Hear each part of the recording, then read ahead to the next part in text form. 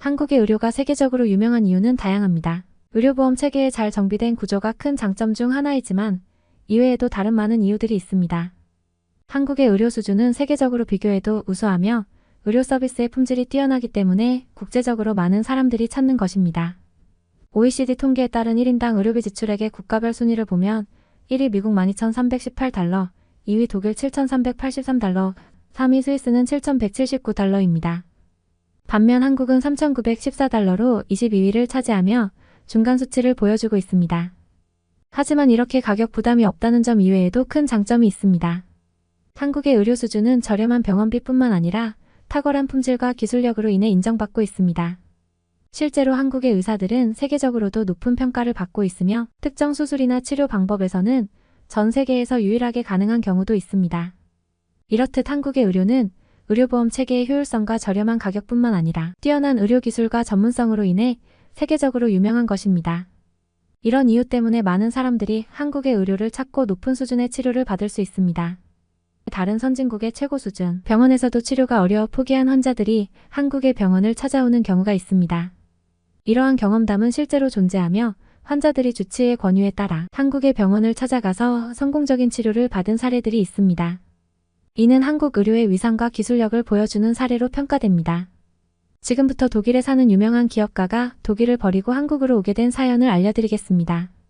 안녕하세요. 저는 독일 베를린에 살고 있는 샤를로트 그루베라고 합니다. 저희 부모님을 돌보면서 독일 의료 시스템에 대한 착각을 깨닫게 된 이야기를 해보겠습니다. 몇 년 전까지만 해도 독일이 정치, 문화, 경제, 의료 등 모든 면에서 세계 최고의 나라인 줄 알았습니다. 그러나 아버님께서 병에 걸리신 후 그 생각이 틀렸음을 깨달았습니다. 실제로 저희 아버님은 한국의 의사분들 덕분에 살아나셨고 그 이후로 저는 여러 기부 활동과 봉사를 통해 한국의 의료를 널리 알리고 있습니다. 저는 독일 베를린에서 연로하신 부모님을 돌보면서 살고 있었습니다. 저는 50대였고 부모님은 거의 80대이셨기 때문에 많은 돌봄이 필요했습니다. 평소 운동을 즐겨 하시던 부모님은 워낙 건강하셨으나 나이가 들면서 건강이 약해지시는 것을 목격하였습니다. 어느 날부터 아버님께서 상복부 통증이 있으시고 소화가 잘 안 된다고 하셨습니다. 또한 체중도 몇 달 사이에 심하게 빠지셔서 가까운 병원에 모시고 갔습니다. 평소에 술을 좋아하셨기에 심각한 병일 수도 있다고 걱정은 했지만 결과는 더욱 충격적이었습니다. 아버님의 췌장암이 이미 진행되어 치명적인 수준이라는 것이었습니다. 아버님은 괜찮으시다며 강한 척을 하셨지만 의사분은 아직까지는 포기할 정도는 아니라고 하셨습니다. 췌장을 완전히 제거하고 인슐린이나 소화효소 치료를 하면 생존 가능성이 있다고 말씀하셨지만 여기 병원 수준으로는 불가능한 수술이어서 대형 병원에 가야 한다고 했습니다. 그래도 아직 방법이 아예 없는 것은 아니어서 급하게 수술 비용을 마련하여 병원을 알아봤습니다. 독일에서 암 수술은 매우 비싸지만 수술을 아예 받지 못하는 것이 아니니 이제라도 발견한 것을 다행이라고 생각했습니다. 독일의 의료 비용은 매우 비싸지만 돈만 낼 수 있다면 최고의 서비스를 제공한다고 믿고 있었기 때문이었습니다. 그래서 저는 부모님과 함께 독일 최고의 병원 중 하나인 하이델베르크 대학병원에 찾아갔습니다. 하이델베르크 대학병원은 독일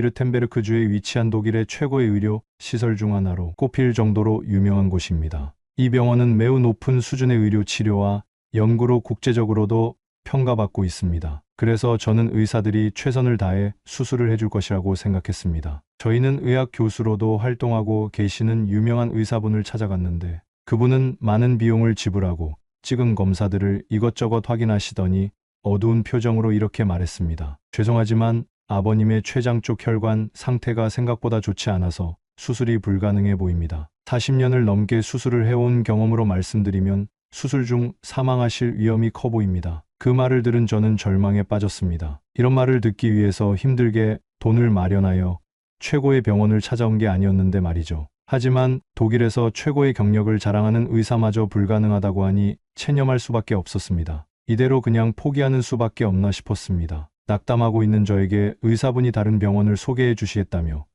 그곳으로 가보라고 말씀하셨습니다. 저는 독일의 다른 유명한 병원 같은 곳을 추천해 줄 것으로만 알았는데 실제로 저희가 찾은 곳은 독일이 아닌 뜻밖의 주소였습니다. 제가 추천받은 곳은 바로 한국이라는 나라에 있는 한 종합병원이었습니다. 독일도 미국도 아니고 뉴스에서 몇 번 들어본 것이 전부인 한국이라는 나라의 병원이 과연 독일의 최고 병원에서도 불가능한 수술을 할 수 있을지 반신반의했는데 고민하고 있는 제 표정을 보더니 그 의사분은 이렇게 덧붙이셨습니다. 몇 년 전 한국 의사들과 의료학회 관련해서 교류를 해본 경험이 있었는데 그때 한국의 췌장암 수술 수준을 보고 깜짝 놀라서 가르쳐 달라고까지 한 적이 있었습니다. 결국 제가 한국 의사들의 수준까지 따라가지는 못했지만요. 뭐든지 독일이 최고인 건 아닙니다. 확실한 건 아니지만 한국 의사분들이 아버님을 살릴 수도 있어요. 어차피 다른 선택지는 없었기에 저는 여기에 가능성을 걸어보기로 했습니다. 사실 아버님은 그때 거의 자포자기 상태셨습니다. 독일에서 권위가 있는 병원에서도 안 된다는 수술인데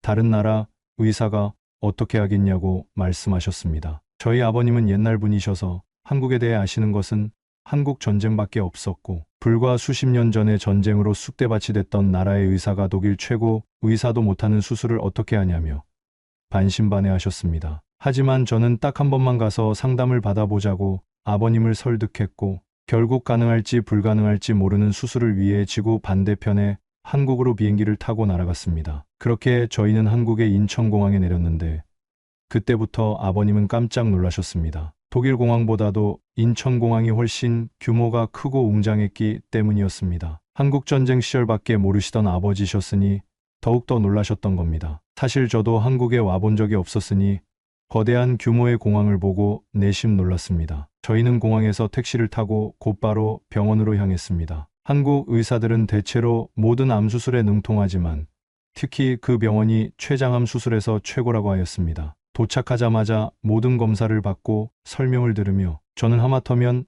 담당 의사에게 돌팔이 아니냐며 화를 낼 뻔했습니다. 담당 의사분께서 CT 등 다른 여러 가지 검사 결과를 확인하시더니 수술이 불가능하다던 독일 의사와는 정반대로 이 정도면 충분히 췌장암 수술이 가능하다고 하시는 겁니다. 독일 의사들은 시도조차 불가능하다던 수술이었는데 여기서는 충분히 가능하다고 하니 게다가 췌장을 모두 다 떼내는 수술이 아니라 어느 정도 보존할 수 있으며 수술 후에도 호르몬 치료와 관리를 잘하면 추후 합병증도 어느 정도 예방하면서 남은 여생을 사실 수 있다고 하니 저는 처음에 거짓말이나 허풍인 줄 알고 그 의사에게 화를 낼 뻔하였습니다. 그런데 그 의사분은 웃으시면서 한국은 췌장암 수술에 대해 가장 잘 아는 국가이며 우리 병원의 췌장암 수술 건수는 세계에서도 손꼽힌다고 말씀하셨습니다. 저는 그제서야 의사분의 말이 거짓말이 아님을 깨달았고 최종적으로 이 병원에 아버님의 수술을 맡기기로 결심했습니다. 아버님도 처음에는 반신반의하셨지만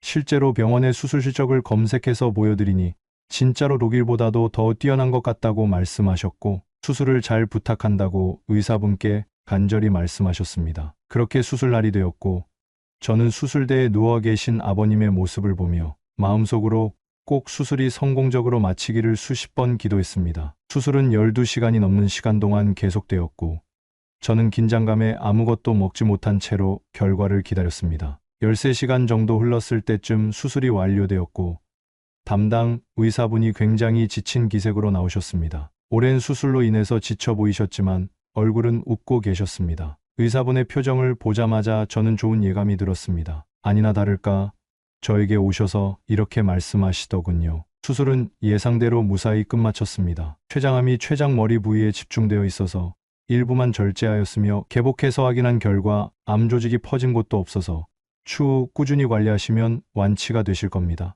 연세가 있으셔서 마취가 풀리는데 조금 시간이 더 걸리겠지만 깨어나시면 수술이 잘 됐다고 전해주세요. 저는 그 말을 듣자마자 눈물을 흘리며 정말 감사하다고 고개를 숙였습니다. 처음에는 독일 의사들도 못하겠다는 난이도의 수술을 어떻게 하겠냐고 무시했었는데 이렇게 실제로 저희 아버님의 목숨을 구해주었으니 그저 감사하다는 말밖에 할 수가 없었습니다. 게다가 더욱 놀랐던 것은 치료비였습니다. 저희는 수술을 위해서 한국에 잠깐 들른 외국인 입장이라서 한국의 그 좋다는 건강보험을 적용받지 못해서 수술비 폭탄을 맞을 거라 생각했는데 보험 적용이 안 되었는데도 병원비가 생각보다 많이 나오지 않았습니다. 그제서야 한국의 의료가 왜 이렇게 세계적으로 명성이 높은지 알게 되었습니다. 특정 분야에서는 독일마저도 뛰어넘는 높은 수준의 의료임에도 독일 같은 수억 원의 의료비 폭탄이 없으니 그 위상이 높을 수밖에 없던 것이었습니다. 지금은 완치가 되셔서 일상을 완전히 회복해 저와 함께 독일로 귀국한 저희 아버님도 똑같은 말씀을 하셨습니다. 한평생 독일에 살면서 비싼 의료비를 내더라도 세계 최고 수준의 치료를 받는 줄 알았는데 한국은 그것보다 가격은 10분의 1인데 오히려 수술을 독일보다 더 잘한다면서 말이죠. 그래서 앞으로 만약 다시 저희 부모님이나 제가 아픈 일이 생기면 독일 병원은 뒤도 보지 않고 한국에 가서 수술을 받으려고 마음먹었습니다. 다시 한번 저희 아버님의 목숨을 살려주신 한국 의사분들과 의료진들께 감사를 드립니다. 사연 잘 들으셨나요? 이와 같이 한국의 의료 시스템은 건강보험 체계로 유명하지만 단순히 건강보험뿐만 아니라 의료 수준 자체가 상당히 높은 것으로 알려져 있습니다.